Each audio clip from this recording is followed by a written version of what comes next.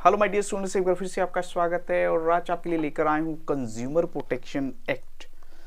Of course ये एक ऐसा टॉपिक है जो एज अ कंज्यूमर हमें इसके बारे में कुछ ना कुछ पता होना ही चाहिए। और अगर लेटेस्ट ट्रेंड में देखें तो हम बहुत सारी गलतियां भी करते हैं जब हम कुछ चीज़ें खरीदते हैं, लेकिन यहाँ क्या चीज़ें ऐसी हैं जो हमें माइंड में रखनी है। और जो सबसे पहला जो मेरा क्वेश्चन है वो क्या है, व्हाट इज़ द पर्पस, यानी जो क्या पर्पस है जिसके पीछे जो है ये कंज्यूमर प्रोटेक्शन एक्ट 1986 की जो है इंपॉर्टेंस बहुत ज़्यादा है, किसकी वजह से इसको जो है तैयार किया गया और ऐसा इसको बनाया गया है।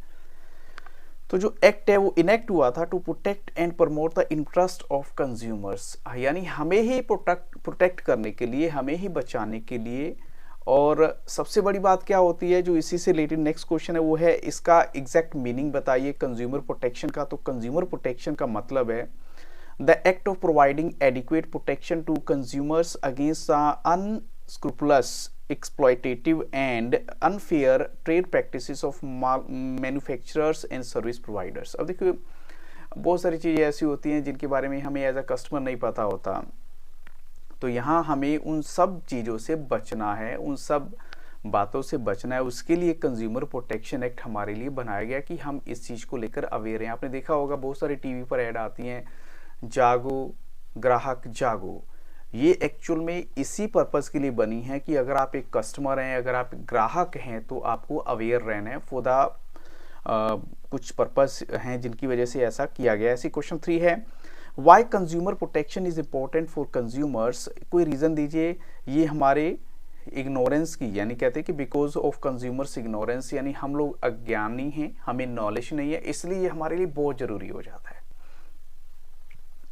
अब आपका जो टीचर आपसे पूछ सकते हैं, वैसे तो आपके फाइल पर बेस्ड क्वेश्चन ही पूछेगा टीचर, लेकिन फिर भी मुझे लगता है जैसे क्वेश्चन 4 है, government is actively advertising for लोगो, या ये कहो कि कुछ लगे, यानी इस बातों को लेकर, जैसे मैंने अभी आपको बोला है कि जागो ग्राहक जागो, ये कि इन्होंने बोल दिया कि अगर ऐसा कुछ है तो ये किस पर्पस के लिए किया गया है कि आपको जगाने की कोशिश की गई है। तो which consumer right is highlighted in the given statement. तो ये है राइट टू कंज्यूमर एजुकेशन। जागो ग्राहक जागो में राइट टू कंज्यूमर एजुकेशन की बात की गई है। और कौन सा ऐसा एक्ट है जो प्रोवाइड करता है for the setting up of 3 tier machinery. 3 tier machinery यानी वो है कंज्यूमर प्रोटेक्शन एक्ट, जिसमें 1986 में जिसमें 3 टियर मशीनरी की बात की गई, वो मैं आगे एक्सप्लेन करूंगा आपको नेक्स्ट क्वेश्चंस में। Why consumer protection is important for a businessman. अब हम कहें कंज्यूमर के लिए, लेकिन ये कहते हैं बिजनेसमैन के लिए भी इंपॉर्टेंट है। ऐसा क्यों? तो it is important for the businessman because business uses societies resources, क्योंकि जो बिजनेस है उसमें सोसाइटी की रिसोर्सेज होते हैं। जैसे आपने जो है स्टार्टिंग के चैप्टर्स में पढ़ा ही है कि एक बिजनेसमैन की खास बात क्या होती है, उसकी क्या जिम्मेदारी होती है कि अगर हमने सोसाइटी के रिसोर्सेज को यूज़ किया तो सोसाइटी को कुछ ना कुछ बेस्ट हमें देना है। तो ऑफकोर्स यही एक रीज़न है बिजनेसमैन के लिए भी इस एक्ट की बहुत इंपॉर्टेंट हो जाती है कंज्यूमर प्रोटेक्शन की। ऐसे क्वेश्चन नंबर 7 है, what is the quality mark, यानी कौन सा क्वालिटी मार्क है जो एग्रीकल्चर प्रोड्यूस के लिए होता है। तो एग, क्योंकि एग मार्क का मतलब होता है एग्रीकल्चर मार्क, तो यहाँ ऑफ कोर्स एजी मार्क इसे हो गया आपका। ऐसे आपने देखा होगा आईएसआई भी एक होता है जो सर्टिफाइड होता है कि यस, अगर वो आपका लोगो यानी एक लगा हुआ है मार्क, तो इट मीन्स वो अप्रूव्ड है गवर्नमेंट की तरफ से। ऐसी क्वेश्चन 8 है, why should a consumer look for ISI mark on electrical goods. ये आपको नेक्स्ट क्वेश्चन इसी में मिल गया। The consumer should look for ISI mark on electrical goods because it gives an assurance that the product quality certification, की जो product की quality है वो अच्छी है, बेटर है, इसलिए जो है ये मार्क होना चाहिए। जैसे आपने देखा होगा ज्वेलरी पे भी कोई ना कोई मार्क होता है। तो ये कुछ चीज़ें हैं जो बनी हुई हैं और सरकार ने बनाई हैं, डे बाय डे इनको इम्प्रूव किया जा रहा है। ऐसे क्वेश्चन मेरा जो 9 है वो है, if the market has enough qualities and varieties of products at competitive prices then buyers have an opportunity of wise selection। तो यहाँ किस कंज्यूमर राइट की बात की गई है, वो है राइट टू चूज की। देखो आपके सामने वैरायटी है और आप अपनी मर्जी से चूज कर रहे हैं, तो ये राइट टू चूज है आपका, जिसको आप फॉलो कर रहे हैं। ऐसी क्वेश्चन नंबर 10 है, मेंशन, वो चीज़ मेंशन करनी है जब एक कस्टमर जो है when you are not in a position to resolve your grievances under consumer protection act. तो फिर आपको क्या करना है, as a consumer we are not in a position to resolve our grievances if we do not have cash memo regarding purchase of goods और services as cash memo serves a proof of the purchase made. अब देखिए जैसे हमें क्यों कहा जाता है आप किसी भी प्रोडक्ट का जो है ना बिल जरूर लीजिए, तो बिल इसीलिए बोला जाता है बिकॉज अगर आपके पास बिल नहीं है तो कल आप किसी भी तरह का क्लेम नहीं कर सकते। यानी कैश मेमो क्या होती है, वो आपका बिल होता है जिसमें ये प्रूफ होता है कि आपने वो पर्टिकुलर प्रोडक्ट इस पर्टिकुलर शॉप से खरीदी है, स्टेट को खरीदी है, गारंटी वारंटी वगैरह सब कुछ उसी के अकॉर्डिंग फिर डिसाइड होती है। ऐसे एक नाम गिवन है कि Molly went to a shopkeeper to buy vegetable oil, यानी वो वेजिटेबल ऑयल खरीदने गई, जो शॉपकीपर कहते हैं कि आप ये पर्टिकुलर ब्रांड ले लीजिए, बड़े सारे अवेलेबल ब्रांड में से कहते हैं ये ले लीजिए। तो यहाँ आपका कौन सा जो राइट एक्सप्लॉइट हुआ, और वो राइट कौन सा, right to choose. Right to choose आपका एक्सप्लॉइट हो गया यहाँ पे। ऐसी क्वेश्चन 12 है, what is meant by right to be heard to a consumer. Right to be heard का क्या इंपॉर्टेंस है कंज्यूमर के लिए। According to this right, consumer has the right to file a complaint and to be heard in case of dissatisfaction a good or a service। यानी अगर आपको लगता है कि कोई प्रोडक्ट थी जिसकी कोई मजा वाली बात नहीं है, तो यानी आप फिर उसके लिए राइट टू बी हर्ड आपके पास है, आप कंप्लेन कर सकते हैं क्योंकि आपको लगा कि आप उस सर्विस से सेटिस्फाइड नहीं है। ऐसे क्वेश्चन 13 है, the consumer has a right to acquire knowledge. जैसे आपके पास राइट है, आप नॉलेज एक्वायर कीजिए, and to be well informed consumer throughout the state. तो what type of knowledge is required by the consumer in the above statement. अब देखो, अब आप कहेंगे कि किस तरह की नॉलेज आपको चाहिए या उस राइट की बात करें, तो इसमें है राइट टू कंज्यूमर एजुकेशन है। ये आपका राइट टू कंज्यूमर एजुकेशन है because you want to be a informed consumer, तो उसके लिए एजुकेशन होनी चाहिए। यानी एक consumer should know about the rights and rules available to him in case अगर किसी भी तरह का कोई प्रोडक्ट या सर्विस जो है वो आपकी एक्सपेक्टेशंस पे नहीं उतरती, तो आपके पास ये राइट है। ऐसे क्वेश्चन 14 है, वन ऑफ द राइट्स, एक ऐसा राइट्स आपको बताना है जो सजेस्ट करता है एक consumer be made aware of his rights and the remedies available, identify the consumer right discussed, और क्या राइट टू कंज्यूमर एजुकेशन, फिर से वही आंसर है।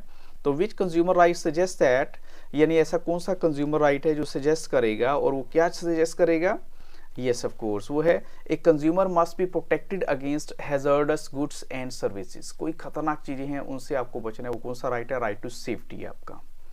एक consumer has the right to acquire knowledge. अब फिर से राइट एक्वायर नॉलेज जब बात आती है तो मुझे आगे बढ़ने की जरूरत ही नहीं है, तो आप कहेंगे राइट टू कंज्यूमर एजुकेशन है। ऐसी जो है which consumer right entitles the consumer to get relief in case the product और service falls short of his expectations, वो है राइट टू सीक रिड्रेसल। अगर आपकी एक्सपेक्टेशंस पे कोई चीज या कोई प्रोडक्ट खरी नहीं उतरती है तो आपके पास ये वाला राइट है।